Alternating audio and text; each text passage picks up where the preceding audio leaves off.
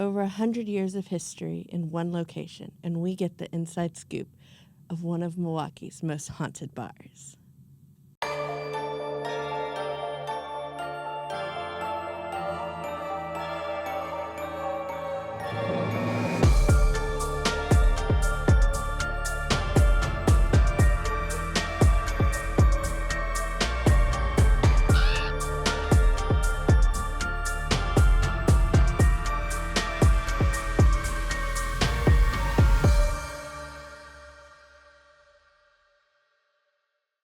Welcome to Gwen the Ghost Guide.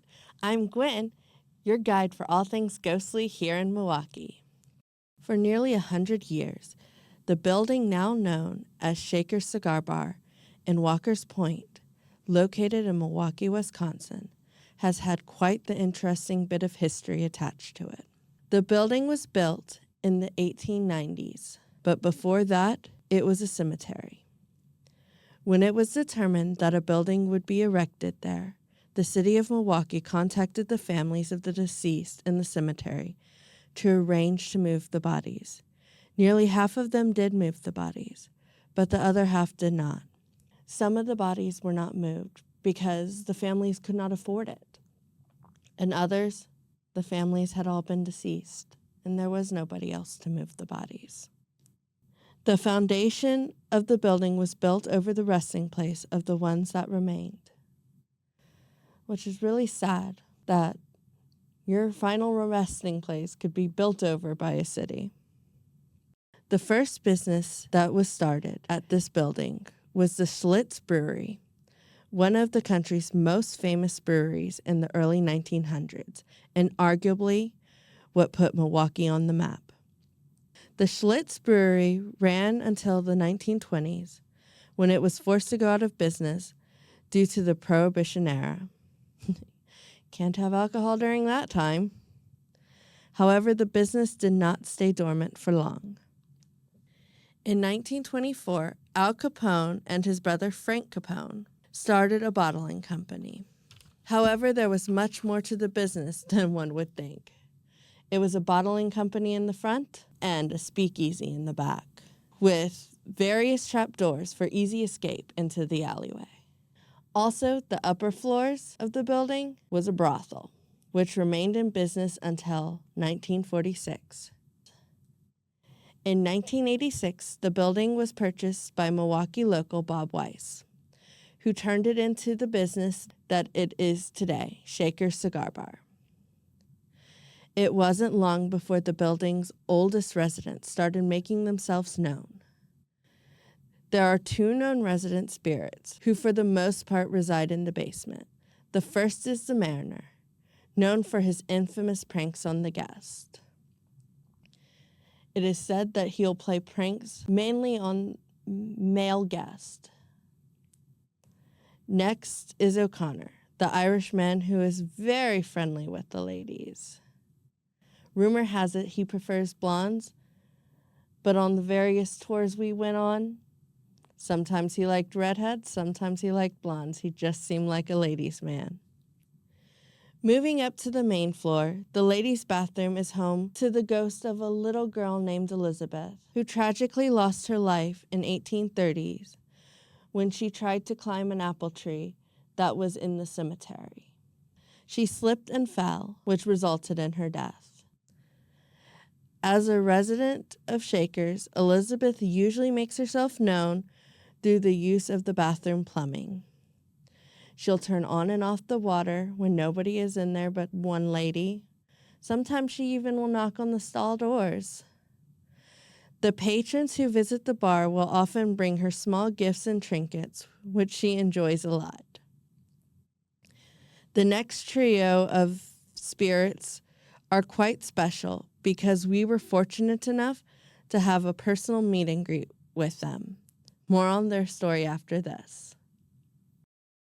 Hello, we are at Shaker's. We have been fortunate enough to be granted access to spend the night in their penthouse suite, which was home to a prostitute named Molly, who was tragically murdered by her childhood friend Patrick, and then Patrick got the bodyguard Sam to help dispose of her body, and all three spirits still reside in this penthouse.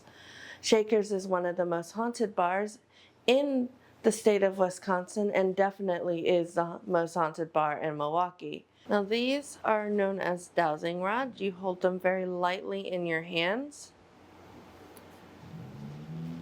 and the spirits move them about. Is there anybody here willing to talk to us?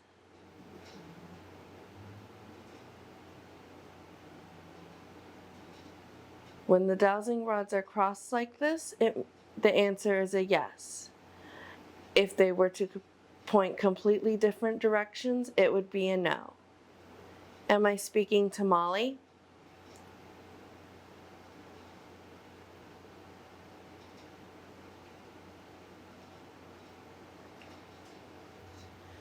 Molly, could you tell us where you are in the room?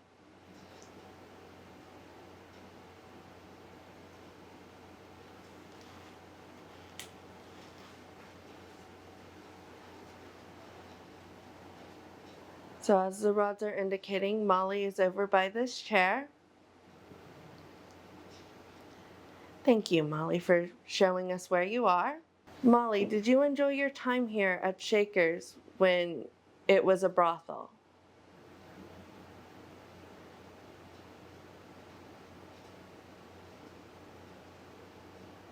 Yes, Molly did enjoy her time working here as a brothel, as you saw her indicate with the rods. Did you like historical novels?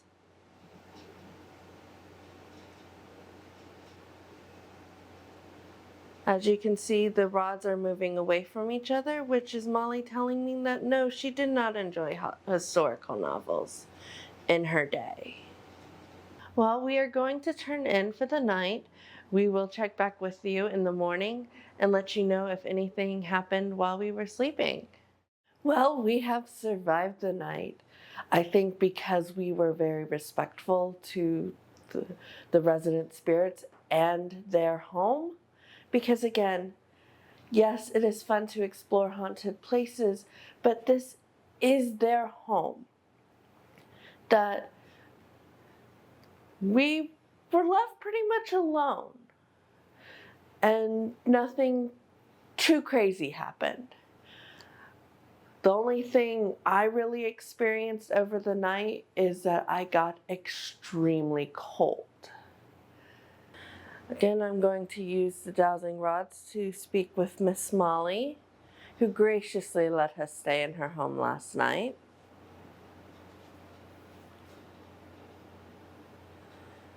Molly, are you here?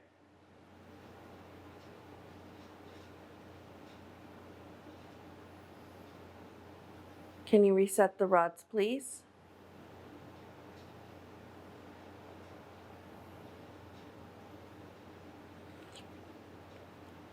Do you wish to speak with us this morning?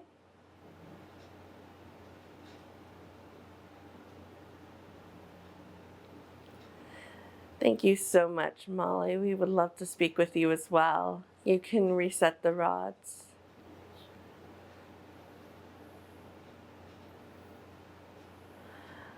Molly, would you like to discuss what happened to you when you died?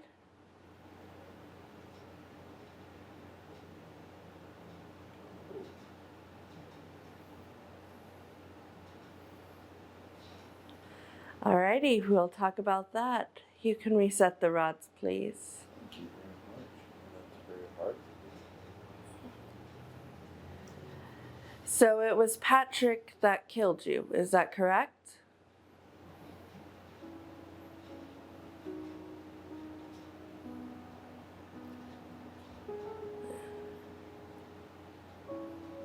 Huh.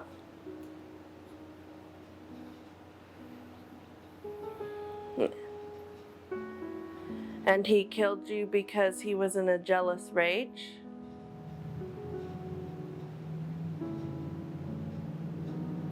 That must have been terrifying.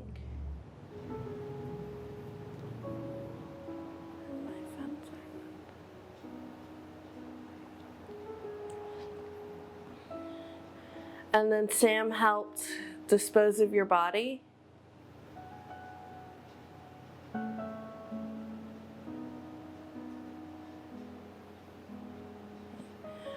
Were you mad at Sam for doing that?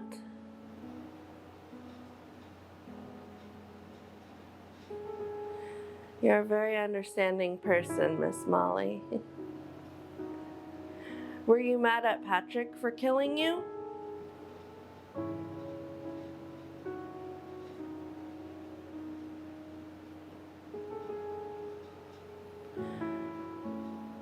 Are you still mad at Patrick?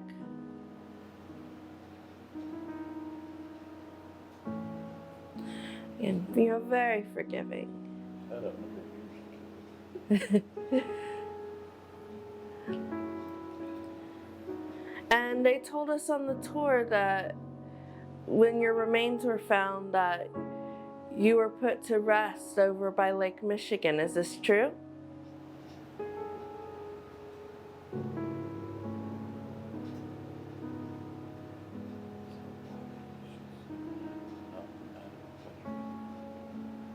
I don't know how to phrase it in a yes or no question.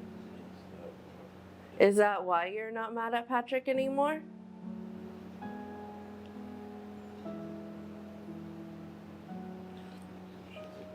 Yeah.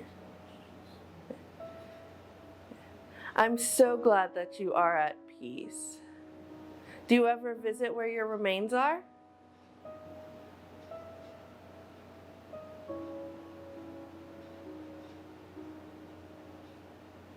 A little bit. I know the city life is kind of fun. And you seem to really enjoy the city life, so I get why you would want to spend most of your time here. Are the boys here this morning?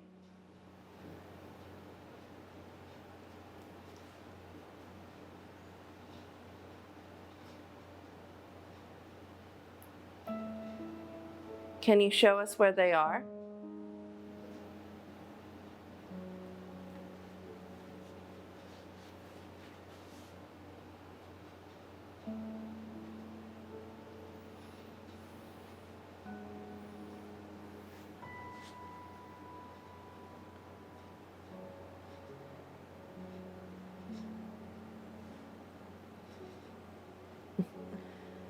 So the boys are sitting on the couch?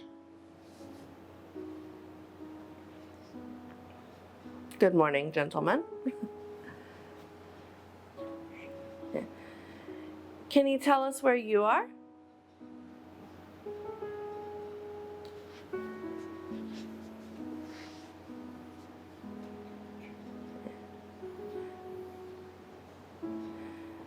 Well, it's good that y'all are all in here this morning. We do appreciate your time. And we also appreciate that you did let us have some sleep last night without too much issues.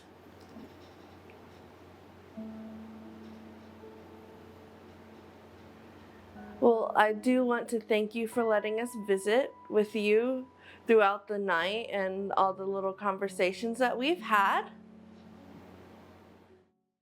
Molly Brennan was a 19-year-old lady of the night who lived in the exclusive area of the third floor of the building. She offered customers the A-tier service, the top of the line, the creme de la creme. She would give them the girlfriend experience, so to speak. Being an escort of such importance, Molly required a sponsor to help take care of her. She was sponsored by a friend of her family's, a man known as Mr. Harvey. Additionally, his son Patrick had been a childhood friend of Molly, who fell in love with her gradually as the years went by. Though Molly shared some feelings towards young Patrick, her greatest love was music, and she one day dreamed of being a singer on the stage. We heard this straight from herself using the divining rods. One night, when Patrick was coming to see Sweet Molly, he was stopped by Sam and told that she was with her sponsor. When her sponsor came down, Patrick realized that it was his own father, which sparked him to fly into a jealous rage. He flew up the stairs and begged Molly to run away with him, to leave her life as a lady of the night, and to marry him. But wasn't Molly's dream. She didn't want to settle down, so she politely turned him down like she had many times before. This enraged Patrick even more, and he threw her to the bed, wrapping his hands around her throat and strangling the life out of her. When he realized what he had done, he stared at his hands in horror. Then he ran to get Sam, who was the bodyguard for all of the escorts. With Sam's help, they carried Molly's lifeless body to the bathroom, where they dismembered her and put her remains in the fire to be burned. When the Capones found out what had happened to Molly, Patrick and Sam disappeared under mysterious circumstances. You can't kill an A-girl without facing the punishments. Nearly 70 years later, in 2001, when Bob Weiss was doing renovations to the upper level of Shaker's Cigar Bar, bones were found in the fireplace. Bob Weiss was able to identify that some of the bones were animal, but upon further investigation, it was determined that some of the bones were of human remains that dated back about 70 years, which leads people to believe that these are the remains of poor Molly Brennan. Bob Weiss gave the bones to a Native American who performed a ritual on Lake Michigan to help put her at ease and at peace and give her a proper burial. While the story of Molly is one of the location's most famous stories, Shaker's has never been a stranger to the criminal underworld of Milwaukee. The infamous serial killer Jeffrey Dahmer was said to frequent Shaker's during his reign of terror. On the next episode of Gwen the Ghost Guide, we'll take a look at the stain of haunted history that Jeffrey Dahmer left on the city of Milwaukee. Until then, we'll haunt you later.